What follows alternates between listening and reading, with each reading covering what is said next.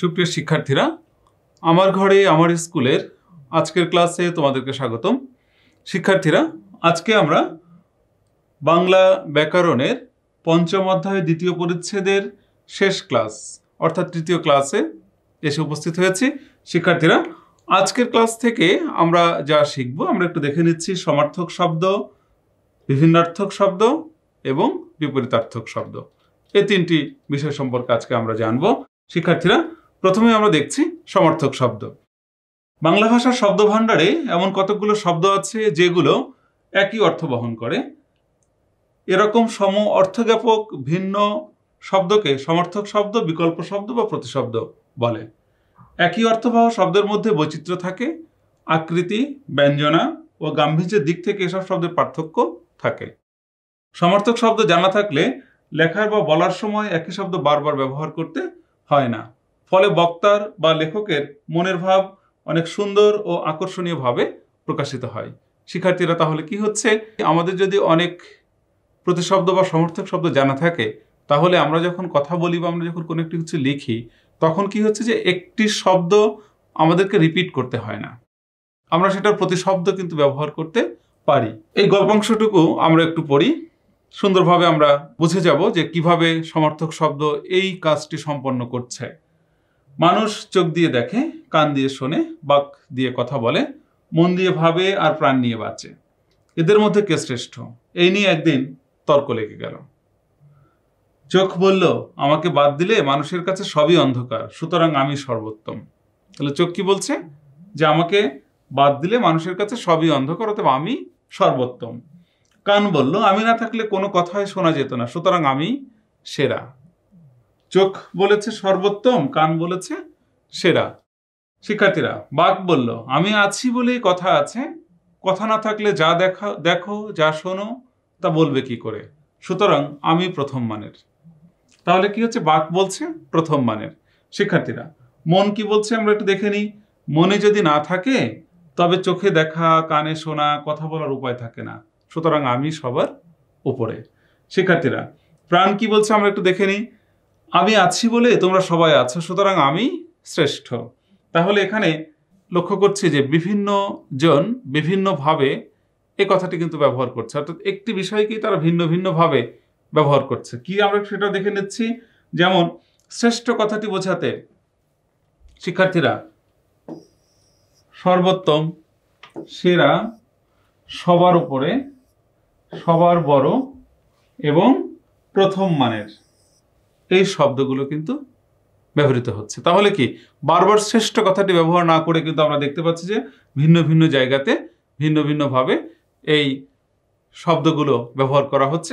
এগুলোই হচ্ছে প্রতিশব্দ বা সমার্থক শব্দ। শিক্ষার্থীরা, সমার্থক শব্দ একই অর্থবোধক শব্দ হলে ওদের ব্যবহারযোগ্যতা এক নয়।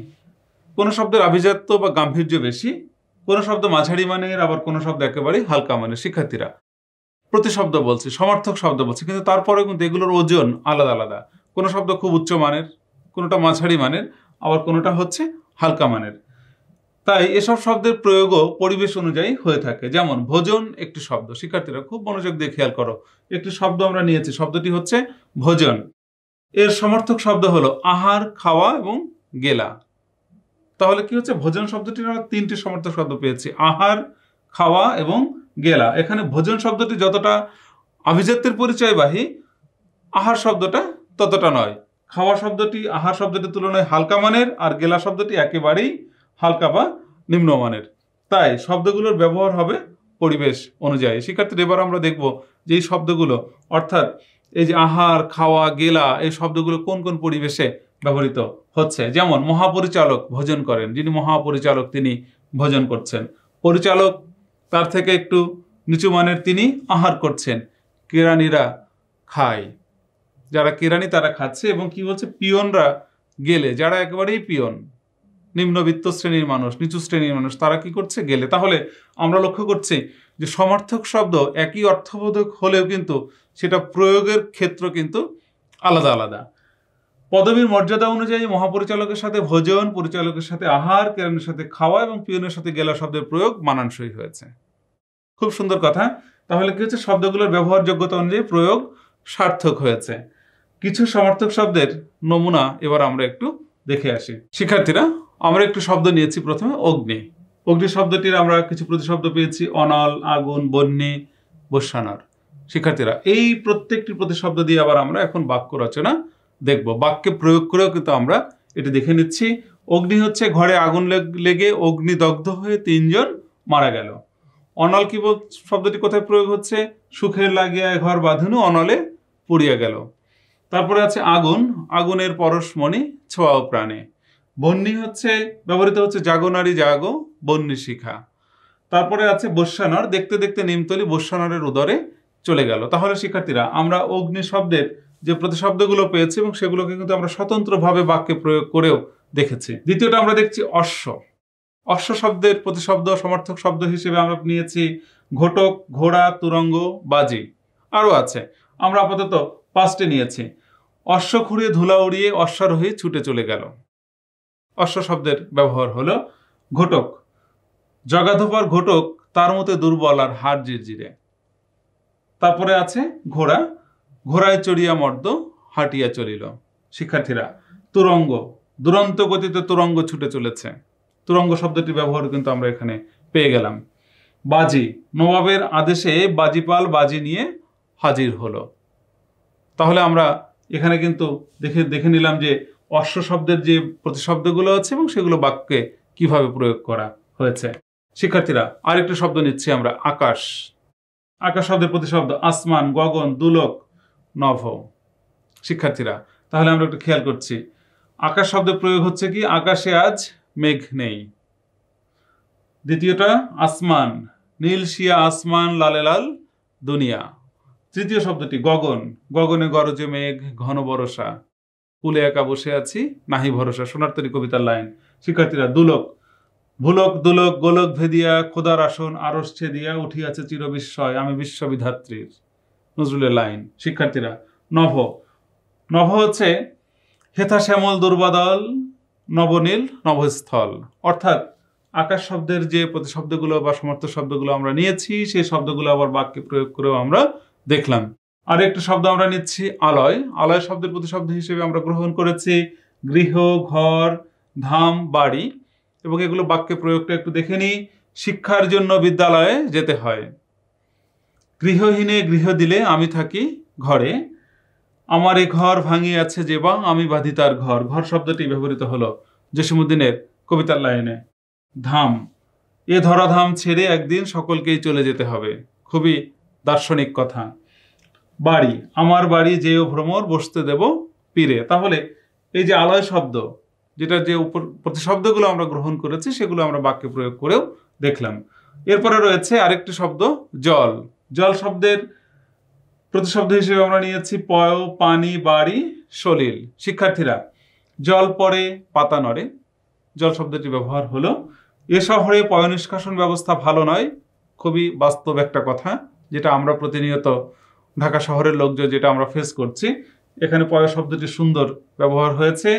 পানি, বিশুদ্ধ পানির অপর নাম জীবন। পানি শব্দটা ব্যবহার হলো বর্ষার বাড়িধারায় পৃথিবী সজীব হয়ে উঠেছে। বাড়ি শব্দটি প্রয়োগ কিন্তু এখানে যথাযথ হয়েছে। সলিল, ঝড়ে লঞ্চ ডুবে যাওয়ায় অনেক লোকের সলিল সমাধি হলো। সলিল সমাধি, পানি সমাধি, পানিতে সমাধি বা পয় সমাধি বা জল সমাধি, এটা কিন্তু কখনো হবে না। সলিল সমাধি কিন্তু এখানে অ্যাপ্রোপ্রিয়েট। তার মানে এই প্রতিশব্দগুলো সবসময় একটা সুনির্দিষ্ট জায়গাতেই কিন্তু ব্যবহৃত হয়। শিক্ষার্থীরা, এ পর্যায়ে আমরা দেখব বিভিন্নার্থক শব্দ। ভাষার রহস্যের কোনো শেষ নেই। বাংলা ভাষায় এমন অনেক শব্দ আছে যেগুলো বাক্যে বিশিষ্ট অর্থে ব্যবহৃত হয় এবং একই শব্দ ভিন্ন ভিন্ন বাক্যে ব্যবহৃত হয়ে ভিন্ন ভিন্ন অর্থ প্রকাশ করে। অর্থাৎ একটি শব্দ সেটি তার প্রয়োগের ক্ষেত্র অনুযায়ী কিন্তু তার অর্থটাকে সে ধারণ করছে। এ শ্রেণীর শব্দগুলোকে বিভিন্নার্থক শব্দ বলে। যেমন কাপড়টির রং কাঁচা, কাঁচা আম খেতে টক। এক্ষেত্রে কাঁচা শব্দ দুটি কিন্তু দুটো ভিন্ন অর্থে।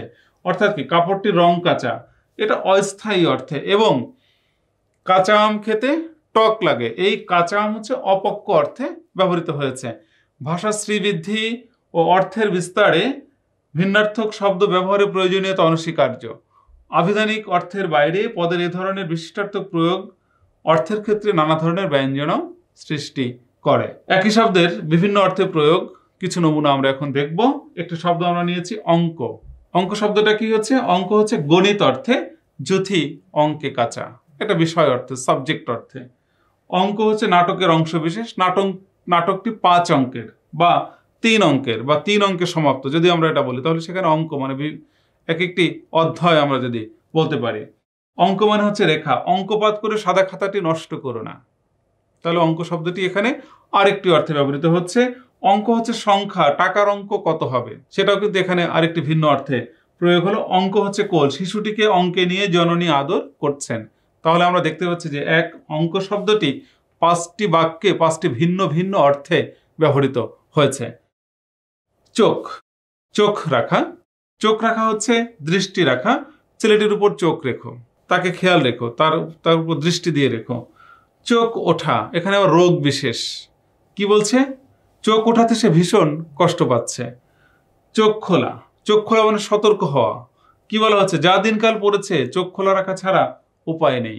শিক্ষার্থীরা, আরো আছে চোখ রাঙানো, মানে রাগ দেখানো, যেটি সবচেয়ে চমৎকার ব্যবহার হয়েছে। চোখ রাঙানো, আমাকে চোখ রাঙিয়ে লাভ নেই। চোখের বালি মানে চক্ষুশূল, মেয়েটি সৎমার চোখের বালি। শিক্ষার্থীরা, তাহলে চোখ শব্দের 5টি ভিন্ন বাক্যে 5টি ভিন্ন অর্থে ব্যবহৃত হতে আমরা দেখলাম। আরেকটি শব্দ আমরা নিচ্ছি অচল। প্রথম হচ্ছে গতিহীন, শরীর অচল হয়ে পড়েছে, মানে শরীরটা একেবারে অচল হয়ে গেছে, মানে গতিহীন হয়ে গেছে সেই অর্থে। অচল হচ্ছে একনিষ্ঠ, ঈশ্বরে অচল ভক্তি হোক, একনিষ্ঠ ভক্তি হোক সেই অর্থে। অচল হচ্ছে মেকি বা অব্যবহার্য। কি বলা হচ্ছে? এই অচল টাকা কে নেবে? অপ্রচলিত, 1000 টাকার এই নোটটি অচল। তারপরে আছে নির্বাহ করা কঠিন, অর্থের অভাবে সংসার অচল হয়ে পড়েছে। আরো একটি পাচ্ছি আমরা পর্বত, উচল বলিয়া অচলে বাড়িনু পরিনু অগাধ জলে। অর্থাৎ আমরা এখানে অচল শব্দটির 5টি ভিন্ন অর্থে কিন্তু আমরা এটা প্রয়োগ হতে দেখলাম। শিক্ষার্থীরা, আরেকটি শব্দ আমরা নিচ্ছি অন্তর। অন্তর শব্দটা আমরা দেখছি মন অর্থে, অন্তর্মম বিকশিত করো। এখানে মন অর্থে ব্যবহৃত হলো। অন্য অর্থে, তিনি দেশান্তরে গিয়েছেন, মানে কি অন্য দেশে গিয়েছেন। ব্যবধান বা পার্থক্য অর্থে, এখান থেকে 1 ঘন্টা অন্তর বাস ছাড়ে, একটা নির্দিষ্ট স্টেশন থেকে 1 ঘন্টা পর পর বাস ছাড়ে, সেই অর্থে অন্তর। আত্মীয়, অন্তর্মম বিকশিত করো অন্তরতর হয়ে, এখানে আত্মীয় অর্থে প্রযুক্ত হলো। শিক্ষার্থীরা, আরেকটি শব্দ আমরা নিয়েছি গুণ। প্রথমে হচ্ছে ধর্ম অর্থে, দ্রব্যের গুণ জানতে হয়, দ্রব্যের গুণ বা বৈশিষ্ট্য সম্পর্কে জানতে হয়। ক্রিয়া, ওষুধে গুণ করেছে, কেউ একজন ওষুধ সেবন করেছে এবং সেটা হয়তো কাজ দিচ্ছে, সেই অর্থে ক্রিয়া মানে ওষুধে কাজ করছে। উৎকর্ষ, তুমি তো নিজের গুণকীর্তন করছো।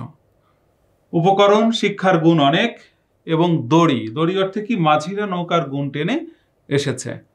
শিক্ষার্থীরা, তাহলে আমরা এখানে লক্ষ্য করলাম গুণ শব্দটি 5টি ভিন্ন অর্থে প্রযুক্ত হচ্ছে 5টি ভিন্ন ভিন্ন বাক্যে। এরপরে আমরা চলে যাচ্ছি শিক্ষার্থীরা বিপরীতার্থক শব্দ।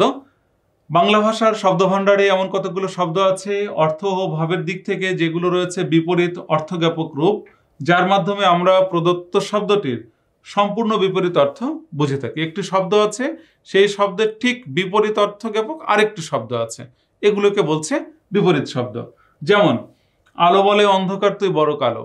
শিক্ষার্থীরা, আমি কিন্তু এখানে লাল রং করে দিয়েছি, খেয়াল করো। আলো বিপরীত হচ্ছে অন্ধকার। কোথায় স্বর্গ কোথায় নরক, কে বলে তা বহুদূর। স্বর্গ নরক। উত্তম নিশ্চিন্তে চলে অধমের সাথে, উত্তম অধম। ঊর্ধ্ব গগনে বাজে মাদল, নিম্ন তল ধরণী তল। ঊর্ধ্ব এবং নিম্ন, এই যে এখানে 4টি বাক্য, 4টি বাক্যে আমরা লক্ষ্য করছি যে 4টি বাক্যের মধ্যেই কিন্তু একটি শব্দ করে ব্যবহৃত হয়েছে, যার বিপরীত অর্থবোধক শব্দটাও কিন্তু সেই বাক্যের মধ্যেই ব্যবহৃত হয়েছে। শিক্ষার্থীরা, উল্লিখিত বাক্যসমূহে আলো, স্বর্গ, উত্তম, ঊর্ধ্ব শব্দগুলোর বিপরীত শব্দ হলো যথাক্রমে অন্ধকার, নরক, অধম ও নিম্ন। সুতরাং একটি শব্দের বিপরীত অর্থবোধক শব্দকে বিপরীতার্থক শব্দ বলে। বিপরীতার্থক শব্দ রচনাকে সুন্দর করে এবং ভাব প্রকাশের মাধুর্য বৃদ্ধি করে, বক্তব্যকে প্রবাহমান সৌন্দর্য দান করে। মোট কথা, মনের ভাব সুষ্ঠুভাবে প্রকাশের জন্য এবং ভাষার সৌন্দর্য পরিবর্ধনের প্রয়োজনে বিপরীতার্থক শব্দের প্রয়োজনীয়তা অপরিসীম। তাহলে শিক্ষার্থীরা, আমরা এখান থেকে যে বিষয়গুলো জানতে পারছি যে ভাষার যে সৌকর্য, মাধুর্য, সেটা বৃদ্ধি করার জন্য এটা দরকার। বক্তব্যকে প্রবাহমানতা দান করছে, তারপরে হচ্ছে মনের সুষ্ঠু ভাব প্রকাশের জন্য এটা খুব গুরুত্বপূর্ণ ভূমিকা পালন করছে। সেই সাথে আছে ভাষার সৌন্দর্য পরিবর্ধনে এটার আরেকটাও প্রয়োজনীয়তা রয়েছে। শিক্ষার্থীরা, এ পর্যায়ে আমরা দেখব যে বিপরীত শব্দ কিভাবে তৈরি হচ্ছে। বিপরীত শব্দের নির্মাণ কৌশল। শব্দের গোড়ায় ব্যঞ্জনবর্ণ থাকলে তার আগে অ উপসর্গ যোগ করে। তাহলে কি হচ্ছে? চেনা অচেনা, জানা অজানা, ন্যায় অন্যায়, সত্য অসত্য। এই যে চেনা, জানা, ন্যায়, সত্য, এই শব্দগুলোর পূর্বে অ যোগ করে আমরা এখানে বিপরীতার্থক শব্দ তৈরি করেছি। শিক্ষার্থীরা, শব্দের গোড়ায় স্বরবর্ণ থাকলে তার আগে অন উপসর্গ যোগ করে কি হচ্ছে? আত্মীয় অনাত্মীয়, আদর অনাদর, ইচ্ছা অনিচ্ছা, উন্নত অনুন্নত। শিক্ষার্থীরা, অন্য উপসর্গের জায়গায় বি উপসর্গ যোগ করে, যেমন অনুরাগ বিরাগ, অনুরক্ত বিরক্ত, আকর্ষণ বিকর্ষণ, প্রসন্ন বিষণ্ণ। শিক্ষার্থীরা, আরো আছে অন্য উপসর্গের জায়গায় নির বা নি উপসর্গ যোগ করে, যেমন আসক্ত নিরাসক্ত, আশ্রয় নিরাশ্রয়, লোভী নির্লোভ।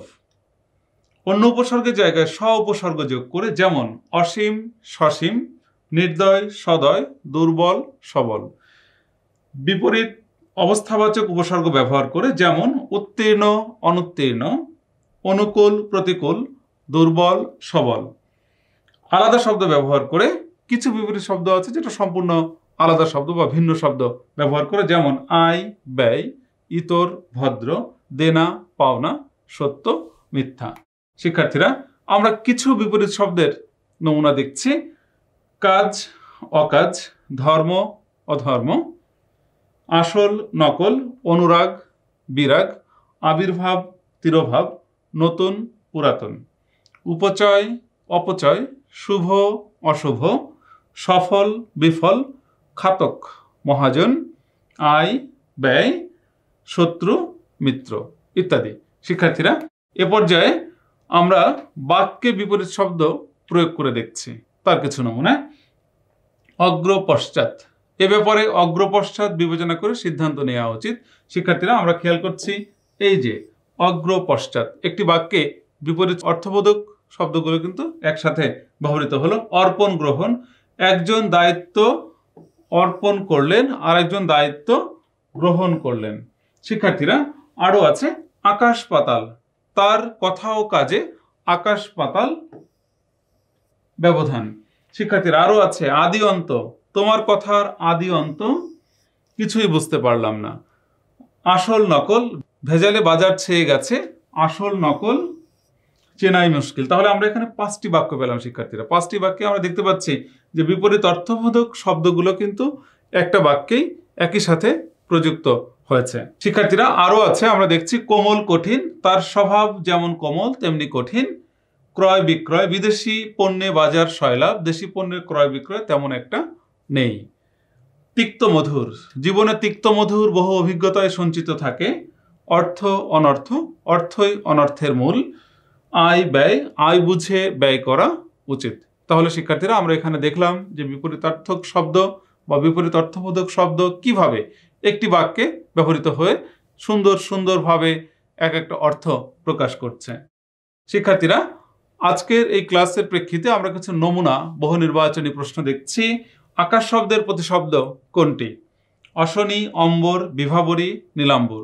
শিক্ষার্থীরা, আমরা জানি যে আকাশ শব্দের প্রতিশব্দ হচ্ছে অম্বর। বসুন্ধরা শব্দটির প্রতিশব্দ বা সমর্থক শব্দ কোনটি? পর্বত, পৃথিবী, মাতা, সমুদ্র। বসুন্ধরা শব্দের প্রতিশব্দ হচ্ছে পৃথিবী। শিক্ষার্থীরা, তৃতীয় প্রশ্ন দেখি আমরা। কোকিল এর সমর্থক শব্দ কোনটি? কেশ, ওহি, পিক, রবি। শিক্ষার্থীরা, কোকিল শব্দের সমর্থক শব্দ পিক। শশাঙ্ক এর সমর্থক শব্দ খরগোশ, সমুদ্র, সূর্য, চাঁদ। এখানে চতুর্থ অপশন অর্থাৎ সঠিক উত্তর হচ্ছে চাঁদ। আরো আছে দ্বীপ শব্দের অর্থ কি?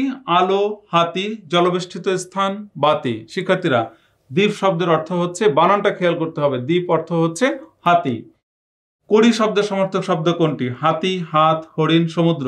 এই কড়ি শব্দের অর্থও কিন্তু হাতি। শিক্ষার্থীরা, অলিক এর বিপরীত শব্দ কোনটি? লৌকিক, বাস্তব, অলৌকিক, কল্পনা। শিক্ষার্থীরা, বাস্তব। আকুঞ্চন শব্দের বিপরীত শব্দ প্রসারণ, বহিরঙ্গ, উত্তমবর্ণ, অপযশ। আকুঞ্চন শব্দের বিপরীত শব্দ হচ্ছে প্রসারণ। শিক্ষার্থীরা, আবির্ভাব এর সঠিক বিপরীত শব্দ অভাব, তিরোভাব, স্বভাব, অনুভব। আবির্ভাব শব্দের বিপরীত শব্দ হচ্ছে তিরোভাব। বর্ধমান শব্দটির বিপরীতার্থক শব্দ চঞ্চল, ক্ষীয়মান, হ্রস্ব, ভবিষ্যৎ। উত্তর ক্ষীয়মান। শিক্ষার্থীরা, আরো দুটো প্রশ্ন আছে, আমরা দেখব। গৃহী শব্দের বিপরীতার্থক শব্দ সন্ন্যাসী, অগৃহী, নিগৃহী, বাহিরী। গৃহী শব্দের বিপরীত শব্দ হচ্ছে সন্ন্যাসী। তিমির শব্দের বিপরীত শব্দ সমুদয়, অপচয়, অন্ধকার, আলোক। শিক্ষার্থীরা, তিমির শব্দের বিপরীতার্থক শব্দ হচ্ছে আলোক। শিক্ষার্থীরা, আজকের ক্লাস থেকে আমরা যা যা শিখলাম আমরা এক নজরে দেখে নিচ্ছি। শিখেছি আমরা সমার্থক শব্দ, শিখেছি বিভিন্নার্থক শব্দ এবং শিখেছি বিপরীতার্থক শব্দ এবং সেগুলোর বাক্যে প্রয়োগ। শিক্ষার্থীরা, আজকের এই ক্লাসের প্রেক্ষিতে তোমাদের জন্য ছোট্ট একটু বাড়ির কাজ থাকছে। সমার্থক শব্দ কাকে বলে, সমার্থক শব্দ দিয়ে কিভাবে বাংলা ভাষার শব্দ ভাণ্ডার সমৃদ্ধ হয়েছে, এবং বিপরীতার্থক শব্দ কাকে বলে, বিপরীতার্থক শব্দ দিয়ে কিভাবে বাংলা ভাষার শব্দ ভাণ্ডার সমৃদ্ধ হয়েছে। শিক্ষার্থীরা, এই দুটো প্রশ্নের উত্তর তোমরা তোমাদের বিষয় খাতায় করে রাখবে এবং যখন আমাদের এই করোনাকালীন যে দুঃসময় আমরা পার করছি, এই জায়গা থেকে আমরা যখন মুক্তি পাবো, বিদ্যালয়ে ফিরবো, এই খাতাটি তোমরা তোমাদের বিষয় শিক্ষককে দেখাবে, তিনি এটি দেখবেন এবং মূল্যায়ন করে নম্বর প্রদান করবেন। শিক্ষার্থীরা, আশা করি ক্লাসটি তোমাদের কাছে বেশ আনন্দময় হয়েছে, উপভোগ্য হয়েছে। তোমরা ভালো থেকো, সুস্থ থেকো, আনন্দে থেকো। ধন্যবাদ সবাইকে।